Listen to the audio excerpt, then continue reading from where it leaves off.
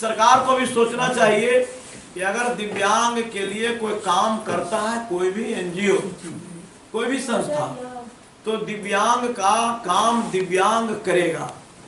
हमारे पूर्वज ने कहा था पहले कि जिनके पैर में न फटे ब्याही वो क्या जाने दर्द का पीड़ पड़ा है। तो बात समझते थे, जिनको हम मसीहा कहते थे, आज वही लोग हम लोग का पैर काट रहे हैं, आज वही लोग हम लोग को नीचे गिरा रहे हैं। जो दिव्यांग के लिए काम करता है, जो दिव्यांग का दर्द समझता है, जो दिव्यांग के हालात से परिचित है, उसके साथ आप रहिए, मिलजुल करके कदम से कदम मिला करके चलिए। और जब तक आप एक दूसरे व्यक्ति को सहयोग नहीं कीजिएगा तब तक कोई भी कार्य संभव नहीं। आज हम लोग पटना से चल करके आपके बीच में आए, तो आप क्यों आए? हमारा क्या स्वार्थ है? हमारा स्वार्थ बस इतना ही है कि मैं एक दिव्यांग हूं और हमारा दर्द क्या है हम इस बात को भली भांति समझते हैं। तो जिस स्थिति परिस्थिति से हम गुजर रहे हैं, उसी स्थिति परिस्थिति से हमारे भाई बहन गुजर रहे हैं। जो हमारी हालत है वो उनकी हालत। को देखिए, लड़ाई लड़ा था डॉक्टर भीमराव अंबेडकर जी ने अपने संविधान में लिखा था, शैलेश बाबू थोड़ा ध्यान दीजिएगा, लिखा था कि अगर एक राज्य के व्यक्ति अगर दूसरे राज्य में जाकर के अगर वो नौकरी करना चाहते हैं तो नौकरी तो करेंगे, जरूर करेंगे, लेकिन वो आरक्षण का लाभ नहीं ले सकते। ऐसा साफ शब्दों में आपका संविधान में लिखा है कि नहीं लिखा है शैलेश बाबू जी? लेकिन हमारे आदरणीय जो अभी बिहार के मुख्यमंत्री नीतीश कुमार जी हैं, इन्होंने कुछ दिन पहले जब बीपीएससी की बहाली निकली तो ये डॉक्टर भीमराव अंबेडकर जी के संविधान को ही बदल दिए। क्या बदल दिए कि आज हमारे बिहार में बीपीएससी में नौकरी दूसरे राज्य के लोग भी दिव्यांगता का आरक्षण पर नौकरी कर रहे हैं। ये प्रश्न चिन्ह खड़ा करता है। हम लोगों ने सरकार के प्रति इसका पत्र लिखा, सरकार का कोई जवाब नहीं आया। कहीं से कुछ जवाब भी आया तो पॉजिटिव जवाब नहीं आया। तो हम लोगों ने हाईकोर्ट किया था। हाईकोर्ट से हम लोगों ने मांग किया था कि जो हमारा संविधान है उस संविधान को भली भांति सुरक्षित किया जाए, और जो हमारे बिहार राज्य के लोग हैं अगर किसी भी तरह की नौकरियां आती है दिव्यांगजन भाई बहनों के लिए, तो हमारे बिहार के लोग ही इनका आरक्षण का लाभ लें। आप अभी जाइए उत्तर प्रदेश में, और उत्तर प्रदेश में बिहार के लोगों को आरक्षण मिलेगा क्या? नहीं मिलता है। आप चले जाइए बंगाल, चले जाइए आंध्र प्रदेश, चले जाइए कलकत्ता, आपको मिलेगा क्या? लेकिन ये बिहार कैसा दुर्भाग्य जगह भाई कि दूसरे राज्य के लोगों को आरक्षण मिल रहा है। हम लोगों ने आरटीआई के माध्यम से मांग किया था कि आप ये बताएं, हम जानना चाहता है बिहार के दिव्यांग कि हमारे अन्य राज्य के लोग कितने यहाँ आके नौकरी कर रहे हैं। तो जवाब आया था 18,300 कुछ। तो बताइए, ये दुर्भाग्यपूर्ण बात है कि आज हमारे बिहार के तो लोग 18,000 लोग नौकरी होता, ये जो खाली स्थान था उसका दूसरे राज्य के लोगों ने भरा। कैबिनेट से मंजूरी आया कि नहीं, अब बिहार राज्य के लोग ही अपना आरक्षण का लाभ लेंगे, ये बेंचमार्क चलेगा, और दूसरे राज्य के लोग यहाँ आरक्षण का लाभ नहीं लेंगे। सरकार की योजनाओं के लाभ के लिए लोग आत्महत्या कर रहे हैं। सारण जिले के मसरख प्रखंड में एक हमारे दिव्यांग परिवार, 7 परिवार दिव्यांग एक ही घर में थे।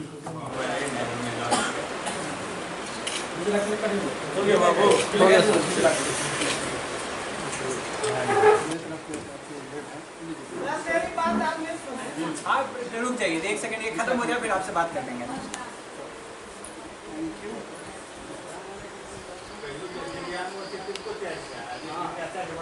जल्द से जल्द आवेदन कर लीजिए, ठीक है?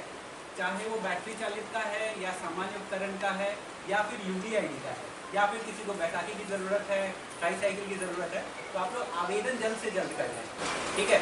स्वीकृति का हम लोग का स्पीड काफ़ी अच्छा हो गया है। डीएम सर काफ़ी कोऑपरेटिव है हम लोगों के, काफ़ी अच्छे से हम लोग का समीक्षा भी हो जाता है, और प्लस राज्य स्तरीय भी समीक्षा हम लोग का फिजिकल मीटिंग भी चालू हो गया है, ठीक है? तो कहीं को भी कोई भी कठिनाई अगर होती है फटाफट आवेदन दे दीजिए। तो क्या करते हैं वो आवेदन ले लेते हैं व्हाट्सएप या फिर फिजिकल का दे दीजिए कागज, सारा चीज़ अरेंज करके हमें उपलब्ध करवा दीजिएगा तो हम लोग निःशुल्क उसको अप्लाई करवा देंगे। ठीक है, बैटरी चालित पे ही नहीं लागू है, ये आपका सामान्य उपकरण अगर होगा जैसे उसमें भी 1 लाख से कम का चाहिए होता है तो वो भी हम लोग करवाने का कोशिश कर रहे हैं कि अगर आपका आय प्रमाण पत्र 1 लाख से कम का नहीं बन रहा है या कठिनाई आ रहा है या कोई भी सीओ साहब या फिर वीडियो साहब के द्वारा कुछ कठिनाई उत्पन्न होती है हम लोग उसको सॉर्ट आउट करवा देंगे। ठीक है, कोशिश रह रही है कि किसी को भी लाभ से वंचित ना रखा जाए, अपने तरफ से यही कोशिश कर रहे हैं। दूसरी चीज़ एक जानकारी आपको देनी है कि हम लोगों ने डायरेक्टर सर को बताया है इसके विषय में कि जो 1 लाख का जो आपका लिमिट है वो काफ़ी कम है, उसको बढ़ाने की बहुत ज़्यादा ज़रूरत है। क्योंकि कभी कभी होता है कि जो लोग अप्लाई भी करते हैं तो उनका 1 लाख का नहीं बनता है, जो भी दिव्यांग भाई बहन है तो वो अगर अप्लाई करते हैं तो 1.5 लाख का बना के दे देते हैं। तो उस परिस्थिति में उनको जैसे आपके केस में हुआ था 1 लाख, ठीक है, तो 1 लाख से ज्यादा का बना के दे देते हैं। तो उस परिस्थिति में क्या होता है कि वो दिव्यांग 1 लाख तक तो ठीक है, 1 लाख तक ठीक है। हाँ, ये सामान्य उपकरण के लिए ठीक है। बैटरी चालित में 2 लाख से कम चाहिए और जो सामान्य उपकरण उसमें 1 लाख से कम चाहिए, चाहे वो बैसाखी हो, चाहे ट्राईसाइकिल हो, कान का मशीन हो, कोई भी चीज़। ठीक है, तो ये सारी चीज़ों के लिए 1 लाख से कम का ही चाहिए होता है आय प्रमाण पत्र। लेकिन अभी हम लोगों ने डायरेक्टर साहब सर के सामने भी पुटअप किया है और सेक्रेटरी मैम को भी बताएंगे ये चीज़ कि 1 लाख से उसको बढ़ा दिया जाए। आपका जो ऋण वाला है, ठीक है, ऋण वाले के विषय में भी रुस्तम जी से काफ़ी ज़्यादा बात हुई थी। पूर्णिया से हमको लेटर वगैरह सारा प्रोसेस मिल चुका है, तो अब हम लोग सारे जितने भी लोग ऋण वाले हैं उनका इकट्ठा करके एक बार पुटअप करेंगे। उसका था कि प्रोसेस काफ़ी ज़्यादा जटिल था, तो वो भी उसको एक साधारण तौर पर बनाया जा रहा है। तो हमको भी थोड़ा फॉर्म वगैरह उसका डिज़ाइन करना होगा क्योंकि मेरे पीरियड में बंद ही हो गया था वो, तो चालू होगा अब जैसे ही उसको हम लोग फॉर्म वगैरह डिज़ाइन कर लेंगे। क्योंकि सामान्य उपकरण का जो लोग फॉर्म वगैरह अप्लाई किए होंगे, आप तो आवेदन दिए थे लेकिन हम लोग एक फॉर्म बना लिया, उसमें खाली नाम, प्रखंड, मोबाइल नंबर, परसेंटेज और सारा जो आपका दस्तावेज है टिक करके दे देना। तो आपको भरने में मुश्किल से 2 मिनट लगेगा बस, उपलब्ध करवा दीजिए। ठीक है, एक ये हो गई। अब आते हैं एक सबसे इम्पॉर्टेंट है UDID। ठीक है, जिसका भी UDID नहीं बना है सभी UDID ज़रूर बना लीजिए। ठीक है, UDID बनाने में कोई भी कठिनाई आएगी आप कार्यालय में संपर्क कर सकते हैं, आप हमें बता सकते हैं। एक जानकारी आपको ये देनी है, देखिए जो दिव्यांगजन सशक्तिकरण कोषांग है उसका काम है कि आपका रजिस्ट्रेशन करवा दे। ठीक है, आपका अगर पहले से दिव्यांगता प्रमाण पत्र बना है तो आपका रजिस्ट्रेशन हम लोग करवा देंगे, लेकिन जो बनाने का कार्य होता है वो सिविल सर्जन सर के ऑफिस से ही होता है क्योंकि डॉक्टर वहीं बैठते हैं, डॉक्टर हमारे पास तो है नहीं। तो ये क्या था, पहले था कि एक ही लॉगिन सदर में होता है। अब मेरे ख्याल से हृदय जी को भी जानकारी होगा, अभी हम लोगों ने एक पत्र दिया है कि सारे अनुमंडल में भी उसका लॉगिन दिया जाए। तो उसका फ़ायदा क्या होगा कि जो जयनगर का है वो जयनगर अनुमंडल चला जाएगा अस्पताल, जो झंझारपुर का है वो झंझारपुर अस्पताल चला जाएगा। तो लॉगिन ज़्यादा बनने से फ़ायदा क्या होगा, एक दिन में अगर 20 करते थे ये 5 जगह से होगा तो 100 हो जाएगा। बेनिफिट बनता है। ठीक है, तो निर्गत होने का जो परसेंटेज है वो बढ़ जाएगा। ये अच्छा सिस्टम। ठीक है, ये इसलिए हो रहा है ना क्योंकि हम लोग अपनी तरफ से बताते हैं, प्रॉब्लम बता रहे हैं कि हाँ ये दिक्कत आ रही है, ये दिक्कत आ रही है। क्योंकि जो स्टाफ जाता है वो अप्लाई करना और जनरेट करने में समय लगता है, जो कि काफ़ी लंबा चौड़ा फॉर्म है। UDID के फॉर्म में भी हम थोड़ा अपना दिमाग लगा रहे हैं कि उसको थोड़ा जटिल है तो उसको थोड़ा सरल बनाया जाए, उसको आराम से आप लोग भर सके। नाम भरिए, अपना दिव्यांगता प्रतिशत भरिए, टाइप भरिए, तो ये सब भर के हम लोग कोशिश करेंगे कि जल्द से जल्द वो भी बना करके दे दें। तो 78,000 के आसपास यहाँ पे बताया जा रहा है दिव्यांगता है, दिव्यांग लोग हैं जो 2011 सेंसस के हिसाब से, अभी दुगना हो गया होगा पक्का से। लेकिन जब दुगना हुआ है और सिर्फ मान लीजिए 10,000 लोग का UDID बना हुआ है तो ये ठीक बात नहीं है। इसमें जो अप्लाई तो करते हैं, हाँ। जहाँ सत्यापित करते हैं ना हाँ, PSC में, हाँ, वो लोग अंदर रख देते हैं हाँ, ठीक है, और वो इतना तंग करते हैं, जो पैसा भी लेते हैं, घूस भी लेते हैं। हाँ, ठीक है, ठीक है, बेनीपट्टी ठीक है, में ठीक है, बहुत कड़ाई के साथ उसको अति किए थे। हाँ। हमारा खुद का ऐसा करते हैं। ठीक है। देखिए इसमें एक आपको जानकारी ये देना है कि पहली चीज़ जहाँ पे भी पैसा, कोई भी पैसा का मांग करता है, एक साक्ष्य रखिए बस। ठीक है, कोई वीडियो बना लीजिए, फोटो ले लीजिए, कुछ भी एक साक्ष्य रखिए, एक साक्ष्य रखिए। उस साक्ष्य को हमारे पास आप उपस्थापित करिएगा, बताइएगा हमको, हम उस पर कार्रवाई करवा देंगे। ये झंझारपुर शिविर हो रहा था, वहाँ पे कोई डॉक्टर साहब शायद नहीं आए थे। ठीक है, तो हमको पता चलेगा तभी तो हम उस पर कार्रवाई के लिए बोलेंगे ना, अनुशंसा करेंगे। तो संबंधित जो पत्रकार साहब थे उन्होंने बताया, उनको हम बोले भी कि आप हमको लिखित में दे दीजिए एप्लीकेशन, कि वो डॉक्टर वहाँ पे उपस्थित नहीं थे, हम कार्रवाई करवा देंगे। क्योंकि शिविर में अगर आप नहीं आ रहे तो कोई लागू जाएगा, क्या करेगा। हम दिव्यांग को पर ज़्यादा काम करते हैं हाँ, और हमने देखा जो कि जिसको दोनों पाँव नहीं है हाँ, हाँ, उसको सदर अस्पताल परसेंटेज नहीं देता है, 60% देता है, 70%, जबकि ये दोनों नहीं है। हाँ देखिए तो इसका यहाँ पर परसेंटेज देने में सदर अस्पताल का कंजूसी करता है, तो सर इस पर आप ध्यान दीजिए। नहीं, इसका एक आपको जानकारी आपको ही दे देते हैं, क्योंकि आप लोगों को जानकारी होगा तो बेहतर रहेगा। हेल्थ डिपार्टमेंट के द्वारा एक लेटर निकला हुआ है जिसमें गाइडलाइन दिया हुआ है कि अगर एक उंगली नहीं होगा तो कितनी दिव्यांगता होगी, हाथ नहीं होगा तो दिव्यांगता कितनी होगी, पूरा हाथ नहीं होगा तो कितनी दिव्यांगता होगी। ठीक है, तो इसका एक मानक बना हुआ है, वो गाइडलाइन ही है, वो भारत सरकार का ही बुक है वो बना हुआ, जिसको हेल्थ डिपार्टमेंट ने इशू किया हुआ है। हम लोग की बैठक हुई थी तो उसमें भी हम लोग को तो उपलब्ध नहीं कराया गया था, हम लोग को PDF दे दिया गया था, लेकिन किताब अगर रहे तो ज़्यादा अच्छा रहेगा। तो आप कोई भी अगर जाते हैं और अगर आपको लगता है ऐसा कि आपका दिव्यांगता प्रतिशत कम दे दिया गया है, तो आप ज़रूर उससे पूछें ये चीज़ कि मेरा मानक के अनुसार आप बताइए, दिखा दीजिए हमको। आप तो पूछ ही सकते हैं ना। लेकिन कलवाही का एक दिव्यांग है, हाँ मिथिलेश ठाकुर, वो इस बार गए थे सदर अस्पताल, हाँ हाँ वो 3 दिसंबर से पहले, हाँ जो ADP योजना के तहत तो बाकी वितरण होता है, ठीक है।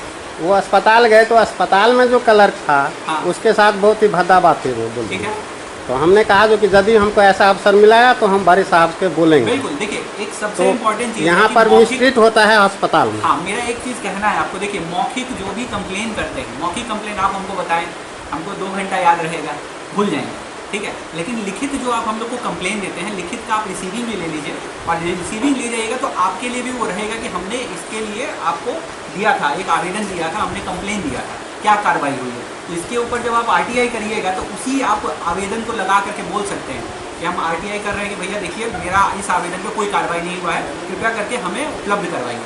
तब तो बाधित हो जाएगा जो भी ऑफिस है। हम लोग के पास जो आता है हम लोग तो उसी समय बता देते हैं कि भाई देखिए आपका इस कारण से रिजेक्ट हो रहा है, इस कारण से आपका लंबित रह रहा है।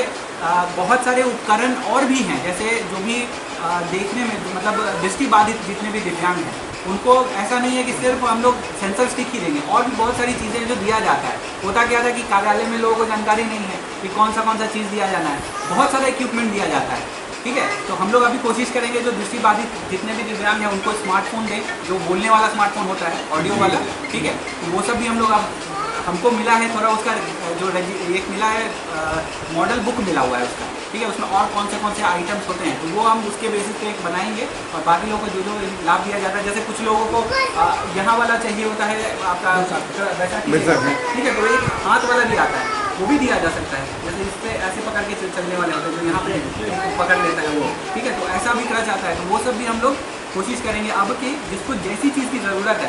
ऐसा नहीं है कि छोटा बच्चा है और उसको हम लोगों ने बड़ा वाला बैसाखी दे दिया कि बड़ा होगा तब इस्तेमाल करेगा, कोई फ़ायदा नहीं है उसका। तो जैसा वही है, आवेदन के टाइम पर अगर हमको बता दिया जाए कि आपको ये सब चीज़ें ज़रूरत है या इस चीज़ की ज़रूरत है, तो हम लोग उसी के हिसाब से आप मंगवाएंगे और उसी के हिसाब से डिस्ट्रीब्यूशन करेंगे, ठीक है। सर को हाँ हाँ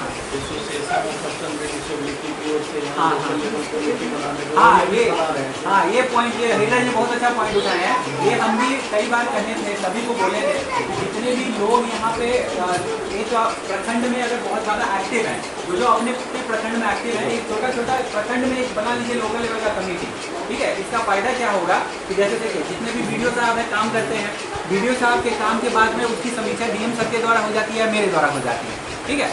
तो उससे फ़ायदा क्या होता है कि BDO साहब अपने स्तर पे कर लेंगे, वहाँ से वो सारा जितना भी कंप्लेन और जितना भी आवेदन इकट्ठा करेंगे हम लोग को जिला स्तर पे दे देते हैं। उसी तरीके से आप लोग भी वही काम करेंगे कि प्रखंड स्तर पे, पंचायत स्तर पे भी बनाइए। पंचायत स्तर पे भी एक कोई दिव्यांग होंगे उनको भी लीजिए। 386 पंचायत हैं, तो ऐसा तो नहीं है कि 386 दिव्यांग नहीं होंगे, हर पंचायत में एक दिव्यांग तो होंगे ही।